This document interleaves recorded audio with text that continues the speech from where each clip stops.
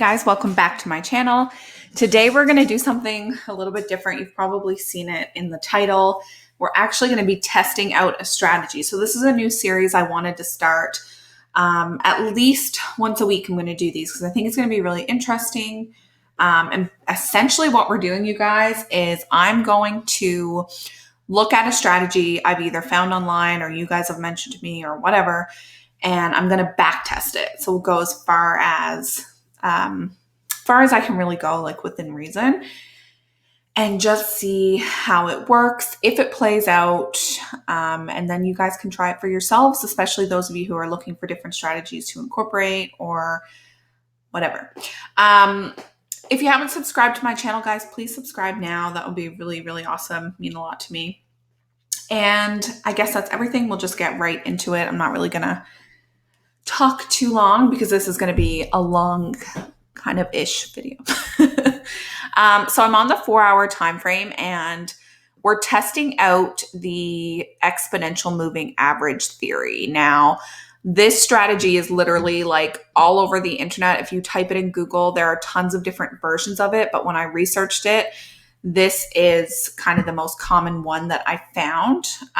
Also, a lot of people have mentioned this one to me. So this is one we're going to start with. I can definitely do like different EMAs going forward because the ones we're looking at today are the 9 and 21 day EMAs. Okay. So I've just plotted those on my chart.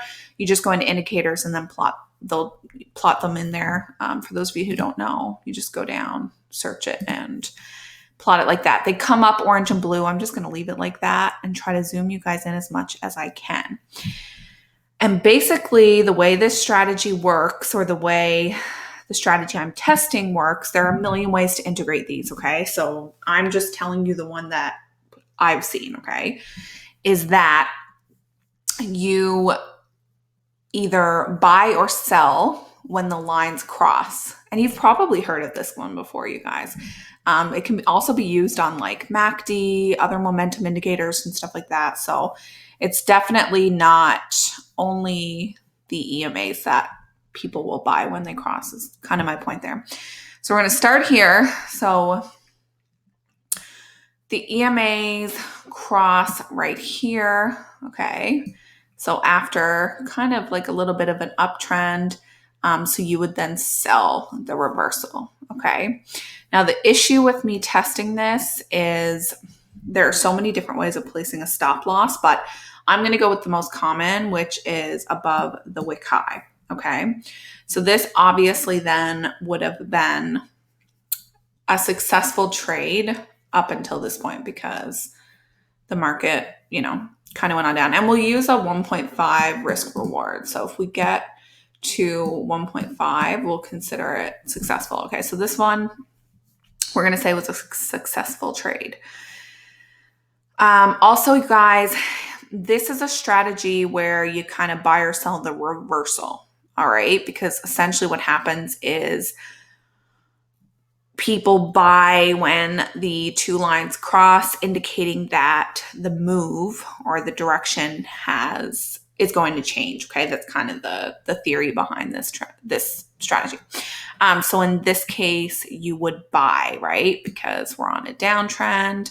So we're going to buy after this. And this, again, I'd place it at the wick low, which we don't really have a nice wick below the line. I guess you could place it here, and giving us a 1.5, you can see, I'm not even going to measure these because I can just see it went up for quite a bit. So this one would also be successful. Next, we're going to go over to this guy here. We're not going to do too many because I'm not going to make it boring, but we're going to go over to this guy here.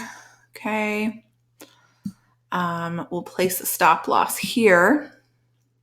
Now I do need to I'm pretty sure this one's going to work too. Actually, and this is a good way to teach you guys how to back test too, because this is essentially all you're going to do when you're back testing. So this will be your entry when the two lines cross. And then we want a 1.5, right, from our stop loss. So when we see 1.5, and yeah, that was a successful trade as well. And I'm not bashing or I'm not really for or against any of these trades because to be honest with you guys, I think any trade, for the most part, can work if you're using proper risk management and you understand what's happening in the market. Okay, so I'm definitely not bashing anything. Okay, so this is all going to move now, but those 3 were good. I'll just erase those. So those 3 were good. We'll test a few more. We can even, if I miss one, it's fine. We're just kind of testing random ones. I think though, this would be the next one. Yeah. So we were going down. So we're looking at a buy here, right? The low wick, I would say, technically, you guys, it's this one. All right. And obviously then price doesn't even come back down there. So that's going to be a winner. We're getting a lot of these. It doesn't usually work out like this. All right, let's scroll to like a random place and try it. Because I'm going to have you guys being like, damn, I'm just going to buy on the cross every single time. All right, let's go. Okay, let's try this one. All right. So the wick low, because we want a wick outside of that EMA, right? So it's going to be there, which is actually a pretty wide stop, to be honest with you. But to be honest, it would work out because price doesn't really come back to that level.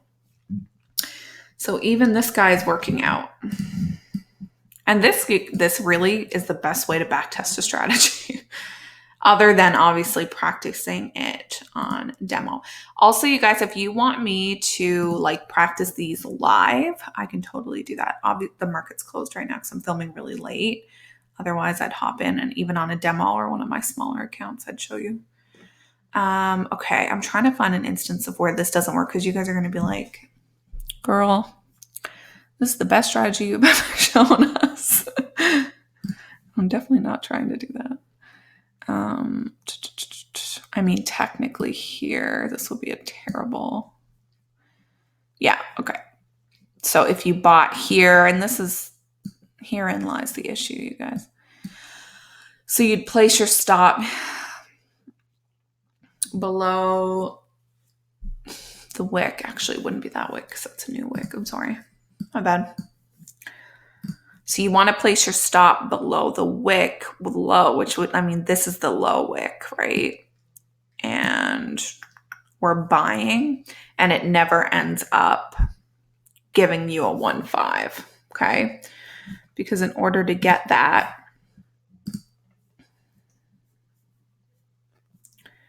long position, in order to get that, you'd need, so, because this is such a wide stop, right?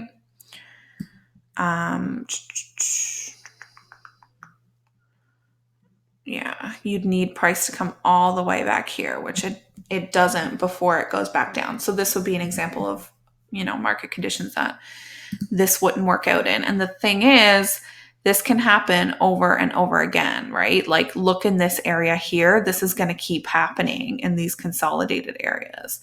So I'm going to show you another example here now. It's just the next one. I know it's not going to work out either.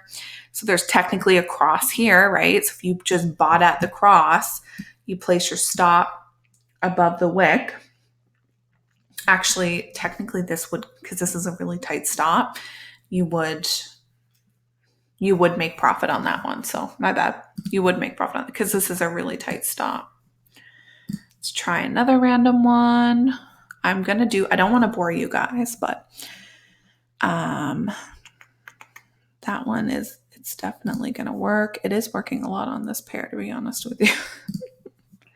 And sometimes it's just how it goes.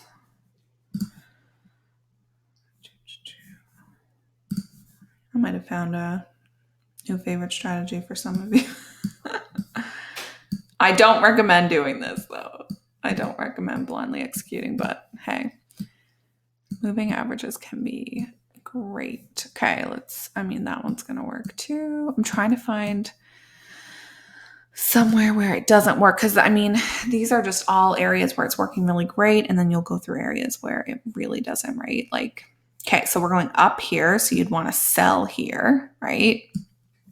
And obviously this is not going to work out because price just spikes right back up. Although the previous high would be here. Yeah, so you're getting stopped out the second candle. Okay, so little things like this will eventually really trip you up if you don't understand when, you know, to enter. And actually, this isn't a horrible entry. If you got in here, this would be a better entry, right? Because you had confirmation. So that's kind of the importance of confirmation. And yeah, like I said, I'm not trying to find places where this doesn't work. It's just I don't want to only show you winning examples. So here, like there are a bunch of examples within this area, you guys. Like if you just blindly sold here, right? You placed your stop here, you're going to get stopped out immediately.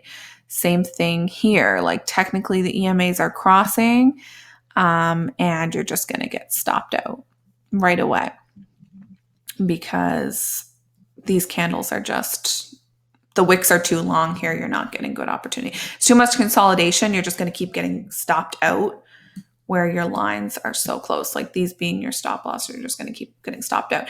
And eventually what will happen is all of these wins will be negated by these losses if you're blindly executing. But you can see that, I mean, I know some people hate indicators, you guys, but this is why I do use indicators as confirmation, because they really do help with confirmation. So if I have an indicator that, also my cat just sneezed, so if you heard that, it was my cat sneezing. I was not sneezing in the middle of me talking. Yeah, I mean, these can be used as great confirmation. I like to use them like, this is how I would use it. If I'm like entering at a zone, so I'm just going to like draw a random one in, and I get I get price action confirms my entry. So say like I was taking a sell here, which I wouldn't, but let's just say I was. I see how we also have a crossover right here, right? That's going to confirm my entry. Because as you can see, this does work out an awful lot of times, right? Like I'm even having a hard time finding some bad examples. So moving averages can be very, very useful. But I hope you guys liked this video. I know it was a little bit long. I'm hoping what I can do going forward, you guys, is actually like live test it for you. So if you want to see that, definitely let me know. If any of you have used this strategy, comment down below. I know I did like a very simplified version of it. Like I wasn't looking at anything else besides the EMAs, but I was trying to show you like some people really do strictly trade based on one indicator. So I wanted to do that. Let me know some other strategies you want me to test. I know this one was a little bit boring. I'm hoping our other videos will be a little more interactive when we're actually looking more in depth at things. This one's a very simplified version I just wanted to get us started with. So yeah, that's all I have for you. Hopefully you like this video. Hopefully I'm not boring you on your Friday night. Please subscribe and I'll see you guys on Monday.